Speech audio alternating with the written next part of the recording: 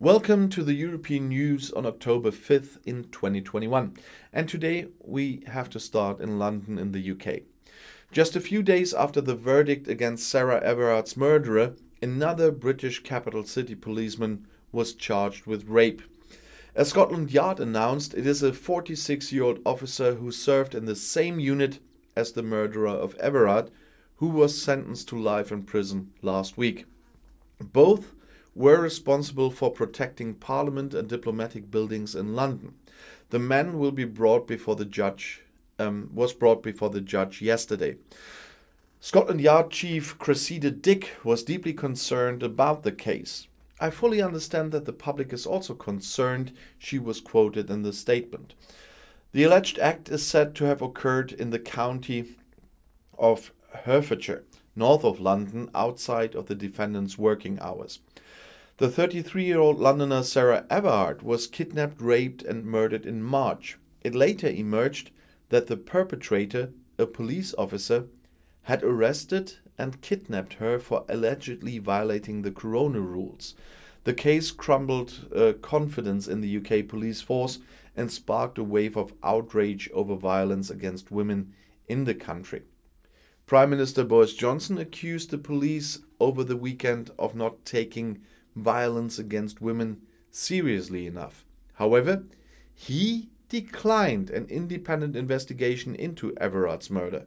Instead, the entire handling of rape, domestic violence, sexual violence and complaints from women about harassment must be systematically investigated, Johnson said on BBC television on Sunday.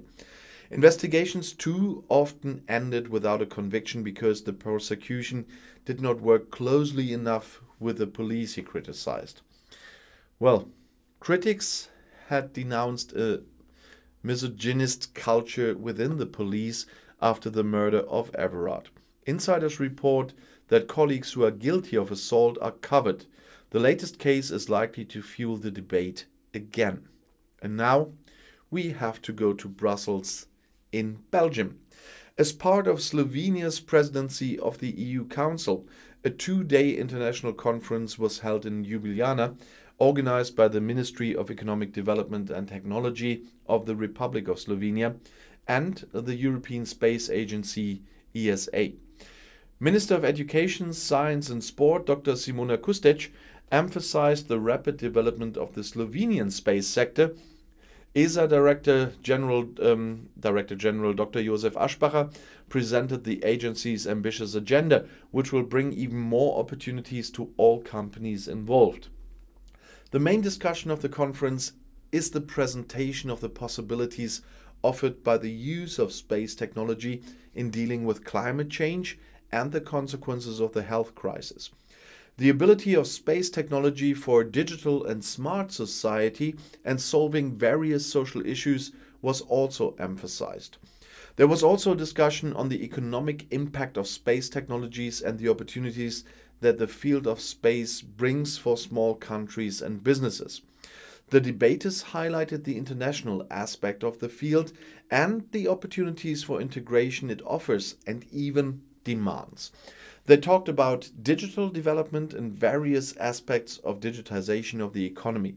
Namely, space technology has a significant impact on the digitization of the entire society, both through its own digitization and through the offer of certain digital solutions to the end users. Digitization, moreover, facilitates the integration of space solutions into our lives. Space technology is becoming imperceptibly more and more connected to our everyday lives. Minister of Education, Science and Sport, Dr. Simona Kustec, emphasized that the space sector in Slovenia has been developing rapidly since the signing of the association agreement with the ESO. Many companies and research institutions, including the Josef Stefan Institute, rank among the world's top with innovative products and services. In support of research institutions and industrial activities in the space sector, we are constantly strengthening our cooperation with the European Space Agency, especially in the field of biomedical research and climate challenges. And the Director General of the European Space Agency, Dr. Josef Aschbacher, on the other hand, presented ESA's ambitious agenda for Europe to retain its place as a major force in space and, in addition to developing new ones, to further strengthen world-leading areas such as Earth observation. He also emphasized the good cooperation with Slovenia, which is rapidly strengthening and attracting new stakeholders. As part of the conference events, the Minister of Education, Science and Sports, Dr. Simona Kustec, and State Secretary at the Ministry of Economic Development and Technology of the Republic of Slovenia, Simon Zajic, hold bilateral meetings with ESA Director General Josef Aschbacher. This is the first visit of the new Director General of ESA to Slovenia, which shows the importance he recognizes in cooperation with Slovenia and in the field of Earth observation, with Slovenian companies also being very successful. At the meeting, both sides welcomed the good cooperation between Slovenia and the ESA and emphasized that there were still many new opportunities for cooperation. Both sides will work to raise the profile of space and the benefits that this sector brings. And now, one more time, we have to go to London because, well, it's Slovenia and London. Because Slovenian Prime Minister Janez Janša paid a working visit to London at the invitation of British Prime Minister Boris Johnson. The main topics of discussion during the visit to the UK concerned deepening the political cooperation between the two countries, tackling the COVID-19 pandemic, EU-UK relations, cooperation between the two countries in the light of the Slovenian presidency of the Council of the EU and the UK's presidency of COP26, and also current foreign policy issues, in particular the situation in Afghanistan and the Western Balkans. Bilateral relations between the two countries are very good and amicable, was heard. This visit marked an intensification of political dialogue at the highest level. The UK is Slovenia's 20th largest foreign trade partner by trade volume. The extent of investments is growing in both directions. In 2020, the amount of direct investment Slovenia received from the UK reached 501 million euros, ranking the UK as the 9th largest foreign trade partner in terms of foreign investment in Slovenia. During the working visit, Prime Minister Janša first met the newly appointed Foreign Secretary Elizabeth Truss. In their talks, they spoke about bilateral relations between the two countries, current foreign policy issues, and the epidemiological situation regarding COVID-19. They also focused on the topic of strengthening economic ties, combating cyber threats, and deepening cultural ties. Accompanied by Foreign Office Minister James Cleverly, Prime Minister Janša visited the National Cyber Security Center and met with its management. International cooperation on cybersecurity issues is crucial to protect everyone from hybrid threats. The Prime Minister also attended a working lunch with the Ambassador of the EU to the UK, João Vale de Almeida. After the morning meetings, the Prime Minister concluded his working day with the meeting with British Prime Minister Boris Johnson. And now we go back to Brussels in Belgium. The Prime Minister of the Republic of Slovenia is a big topic today and did host an informal dinner of members of the European Council, and the next day a summit of heads of government and EU member states and partners from the Western Balkans. The events were chaired by European Council President Charles Michel, who represented the EU together with European Commission President Ursula von der Leyen. The Western Balkans and the credible continuation of the EU integration process is a long-term priority of Slovenian foreign policy and therefore also a priority of Slovenia as the presiding country of the Council of the European Union.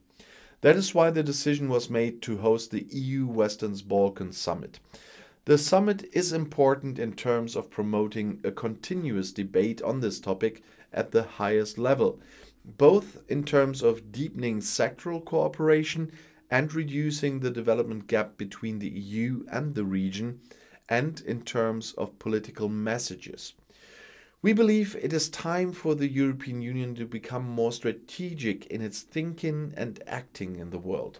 This is especially true of our immediate neighborhood. Slovenia, as the presiding country of the EU Council, will therefore focus on EU cooperation with the Western Balkans region as well as with the Eastern neighborhood.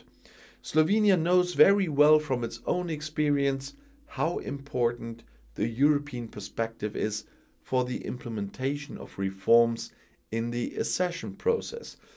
This perspective must be tangible and such that its fulfillment can be truly believed in the lifetime of the current generation.